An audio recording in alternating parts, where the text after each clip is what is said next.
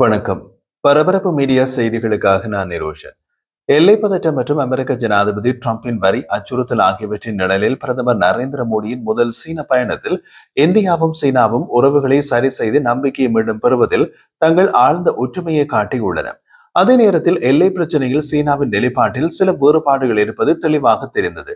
சீன ஜனாதிபதி Xi Jinping உடனான மோடியின் சந்திப்பு அமெரிக்காவுடனான உறவுகளில் விரிசல் ஏற்பட்ட பின்னணியில் நடந்திருப்பது உலகளவிலே கவனத்தை அந்த பக்கமாக திருப்பியுள்ளது. இந்திய பிரதமர் மற்றும் சீன ஜனாதிபதி இருவர் வெளியிட்ட கருத்துக்களும் ஒரு மாற்றம் ஏற்படும் என்ற சிந்தனை உருவாகி இருப்பதை காட்டுகிறது. முதலாவதாக மோடி மற்றும் ஷி ஜின்பிங் சந்திப்பின் போது இரு நாடுகளையும் போட்டியாளர்களாக அல்ல, வளர்ச்சி கூட்டாளிகளாக வடிவமைத்தனர் என்பதை இந்தியா அடிக்கோடிட்டு காட்டியது. இது சீன தரப்பிலும் எதிரொலித்தது.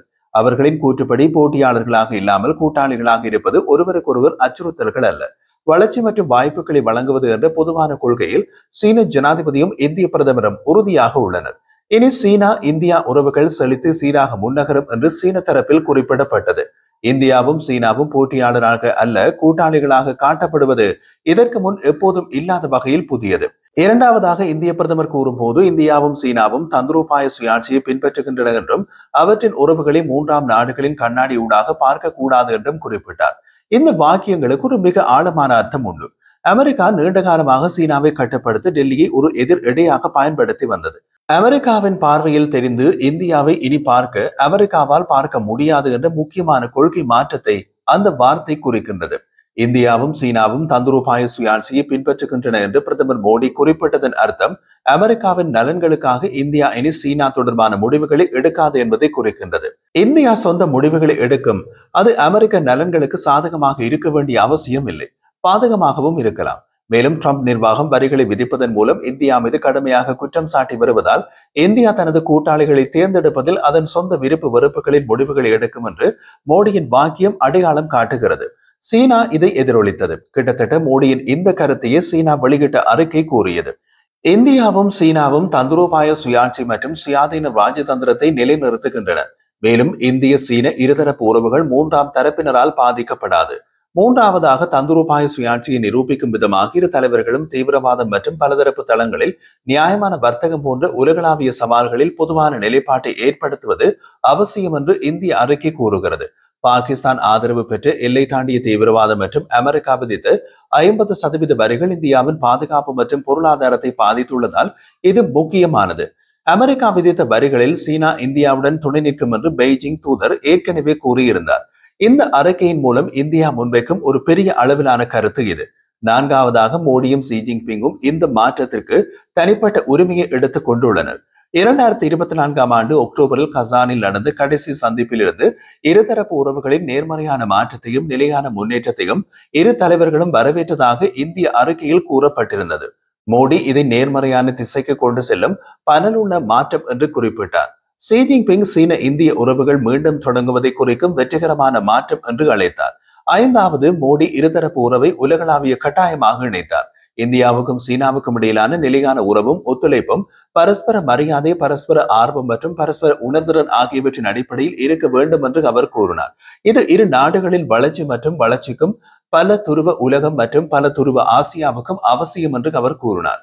இதில் உள்ள முக்கியத்துவம் என்னவென்றால் சீனா ஆசியாவில் மட்டுமல்ல உலகின் மற்றொரு துருவமாக இந்தியாவை ஒப்புக்கொள்ள அதிக ஆர்வம் காட்டவில்லை. மேலும் தன்னை இந்த பிராந்தியத்தில் மிகவும் ஆதிக்கம் செலுத்தும் சக்தியாக கருதுகிறது. அந்த நிலைப்பாட்டை சீனா மாற்றிக்கொள்ள வேண்டும் என்று இந்தியா கூறியுள்ளது. ஆறாவது, இருதரப்பு உறவுகளின் தொடர்ச்சியான வளர்ச்சிக்கு எல்லை பகுதிகளில் அமைதியின் முக்கியத்துவத்தை இந்திய பிரதமர் குறிப்பிட்டார். கடந்த ஆண்டு வெற்றிகரமான பேச்சுவார்த்தையையும் அதன் பின்னர் நிலவும் அமைதியையும் இரு தலைவர்களும் திருப்தியுடன் குறிப்பிடத்தக்க அறிக்கையில் கூறப்பட்டுள்ளது.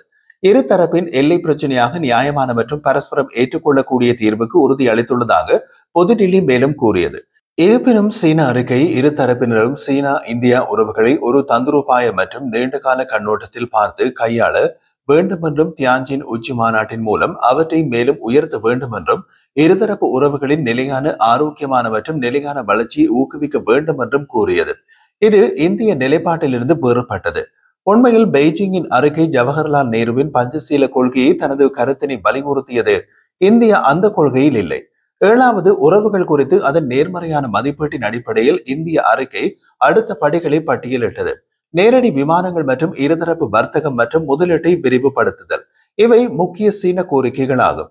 பொருளாதார மற்றும் வர்த்தக உறவுகள் குறித்து உலக வர்த்தகத்தை உறுதிப்படுத்துவதில் இரு தலைவர்களும் தங்கள் இரு பொருளாதாரங்களின் பங்கை அங்கீகரித்தனர்.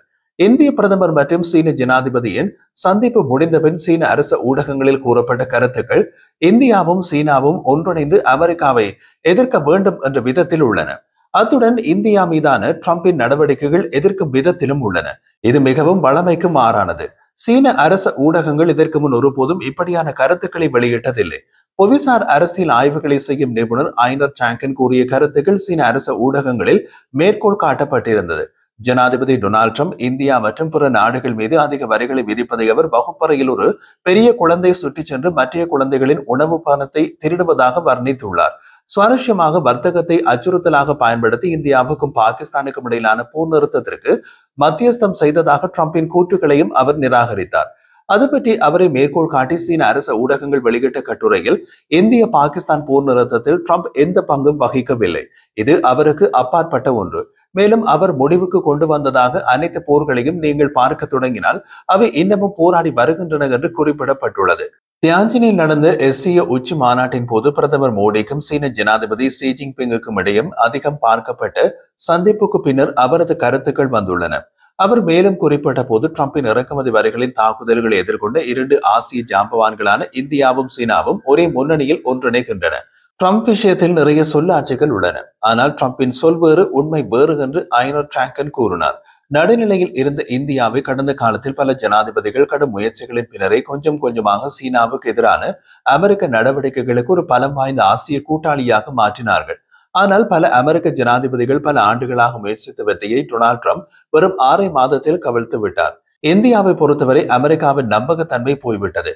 இது இந்தியாவில் மட்டுமல்ல, பெரும்பாலான உலக நாடுகளில் ஏற்பட்டுள்ள மாற்றம்.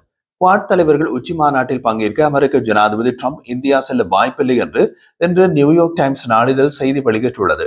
சர்வதேச உறவுகளை பேணும் வகையில் இந்தியா, அமெரிக்கா, ஆஸ்திரேலியா, ஜப்பான் இணைந்து 2007ஆம் ஆண்டு தொடங்கிய அமைப்பு தான் குவாட்.